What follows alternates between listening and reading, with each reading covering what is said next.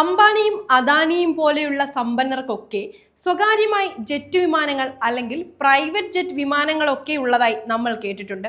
ലോകത്തെ വിലപിടിപ്പുള്ള ലക്ഷറി വാഹനങ്ങളും ഇവർക്കൊക്കെ ഉള്ളതായി നമുക്കറിയാം. എന്നാൽ ഇവർക്ക് ആർക്കെങ്കിലും സ്വന്തമായിട്ടൊരു ട്രെയിൻ ഉണ്ടോ? എന്നാൽ ഇന്ത്യയിൽ അങ്ങനെ സാധ്യമാണോ?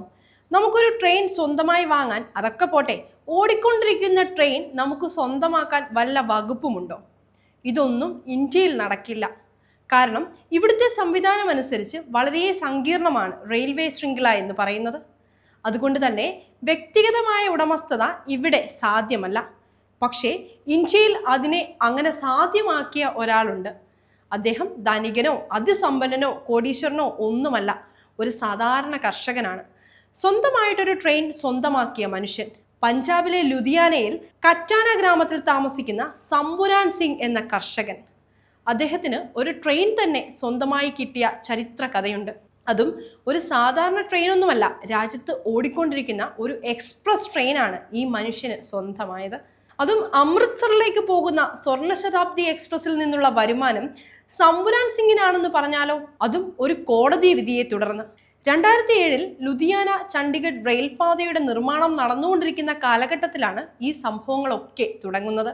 ഇക്കാലയളവിൽ ഏക്കറിന് 25 ലക്ഷം രൂപ നഷ്ടപരിഹാരം നൽകിക്കൊണ്ട് സമ്പുരാൻ സിംഗിന്റെ ഭൂമി റെയിൽവേ അധികൃതർ ഏറ്റെടുക്കുകയാണ്. എന്നാൽ അയൽ ഗ്രാമത്തിലെ ചില കർഷകർക്ക് ഏതാണ്ട് സമാനമായി തന്നെയുള്ള ഭൂമിക്ക് ഏക്കറിന് 71 ലക്ഷം രൂപയാണ് നഷ്ടപരിഹാരം കിട്ടിയത്. ഇക്കാര്യം അറിഞ്ഞപ്പോൾ അദ്ദേഹത്തിന് വിഷമം തോന്നി. നഷ്ടപരിഹാരത്തിലെ ഈ കടുത്ത അസമത്വം ആ കർഷകനെ വല്ലാതെ ചൊടിപ്പിച്ചു. അദ്ദേഹം ഉടനെ തന്നെ കോടതിയെ സമീപിച്ചു. 2012 അദ്ദേഹം കോടതിയിലേക്ക് എത്തുന്നത്. നിയമ നടപടികളുടെ ഫലമായിട്ട് സമ്പുരാൻ സിംഗിന് കോടതിയുടെ ഭാഗത്തു നിന്ന് ഒരു വിധി കിട്ടുകയാണ്. അതായത് അദ്ദേഹത്തിന് നഷ്ടപരിഹാരമായിട്ട് ഏക്കറിന് 50 ലക്ഷം രൂപ വെച്ച് കൊടുക്കണം. എന്നാൽ പിന്നീട് അത് ഏക്കറിന് 1.7 കോടിയായി ഉയർത്തുകയാണ് കോടതി. ഭൂമി നഷ്ടപരിഹാര കേസുകളിലെ തന്നെ ഏറ്റവും അപൂർവമായ നടപടികളിൽ ഒന്നായിരുന്നു ഇത്. 2015 കൂടി ഈ തുക നൽകാനായിരുന്നു കോടതിയുടെ ഉത്തരവ്. നോർത്തേൺ റെയിൽവേയോടാണ് കോടതി ഇങ്ങനെയൊരു ഉത്തരവിട്ടത്. എന്നാൽ നിശ്ചിത തീയതിയായിട്ടും മുഴുവൻ തുകയും കൈമാറുന്നതിൽ റെയിൽവേ പരാജയപ്പെട്ടു. 42 ലക്ഷം രൂപ മാത്രം നൽകാനേ അതുവരെ റെയിൽവേക്ക് കഴിഞ്ഞുള്ളൂ.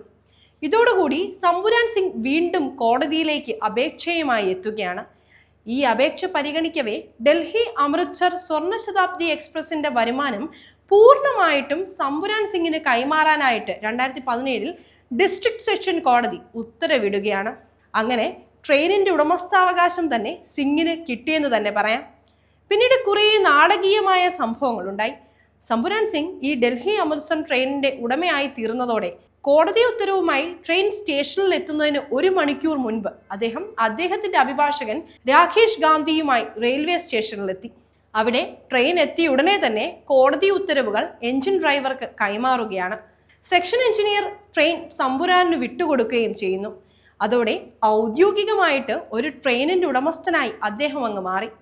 പക്ഷേ ഇത് ചില പ്രതിസന്ധികളും ഉണ്ടാക്കി. കാരണം ഇതൊരു പൊതുഗതാഗതത്തിന് ഉപയോഗിക്കുന്ന ട്രെയിനാണ്. ഇതൊരു വ്യക്തിയുടെ കയ്യിൽ അധികാരം എത്തിക്കഴിഞ്ഞാൽ പിന്നെ എന്തു ചെയ്യും? എങ്ങനെ ഇത് മുന്നോട്ട് പോകും? ഉടനെ തന്നെ ഈ സെക്ഷൻ എഞ്ചിനീയറുടെ ഇടപെടൽ ഉണ്ടായി. അദ്ദേഹം കോടതിയിൽ കാര്യങ്ങൾ വ്യക്തമാക്കി. സ്ഥിതിഗതികൾ കോടതി പരിശോധിച്ചു. ഉടൻ തന്നെ കേസിൽ വീണ്ടും വാദം കേൾക്കുന്നതുവരെ ഈ വിധിക്കെതിരെ കോടതി ഒരു ഇടക്കാല ഉത്തരവിറക്കി. അതായത് ഉത്തരവിറക്കുന്നതുവരെയുള്ള സമയം ഈ മനുഷ്യൻ, അതായത് ഈ കർഷകനായിട്ടുള്ള മനുഷ്യൻ ട്രെയിനിന്റെ ഉടമസ്ഥനായിട്ട് മാറിയെന്നുള്ളതാണ് ഏറ്റവും രസകരമായിട്ടുള്ള കാര്യം. ഏതാണ്ട് 5 മിനിറ്റിനുള്ളിൽ തന്നെ പിന്നീട് ഈ പ്രശ്നം പരിഹരിക്കുകയും ഈ ഒരു ട്രെയിനിന് അതിൻ്റെ സ്ഥിരമായുള്ള യാത്ര തുടരാൻ സാധിക്കുകയും ചെയ്യുന്നു. പക്ഷേ കുറച്ച് സമയത്തേക്കെങ്കിലും ഒരു ട്രെയിനിന്റെ പൂർണ്ണമായിട്ടുള്ള ഉടമസ്ഥനായി മാറാൻ അദ്ദേഹത്തിന് സാധിച്ചു എന്നുള്ളതാണ്. നിലവിൽ കേസ് തീർപ്പാക്കാതെ തുടരുന്നു എന്നാണ് DNA ഇന്ത്യ അടക്കമുള്ള മാധ്യമങ്ങൾ റിപ്പോർട്ട് ചെയ്തിരിക്കുന്നത്. എന്തായാലും ഇത് ഇന്ത്യയുടെ ചരിത്രത്തിൽ തന്നെ ഇങ്ങനെ ഒരു സംഭവം നടക്കുന്നത് ആദ്യമായാണ്. ഒരാൾ കുറച്ച് സമയത്തേക്കെങ്കിലും ട്രെയിനിന്റെ ഉടമസ്ഥനാവുക, അതിന്റെ വരുമാനം അയാൾക്ക് കൊടുക്കാനുള്ള ഉത്തരവുണ്ടാവുക, ഇതൊക്കെ തികച്ചും കൗതുകകരമായിട്ടുള്ള സംഭവമാണ്.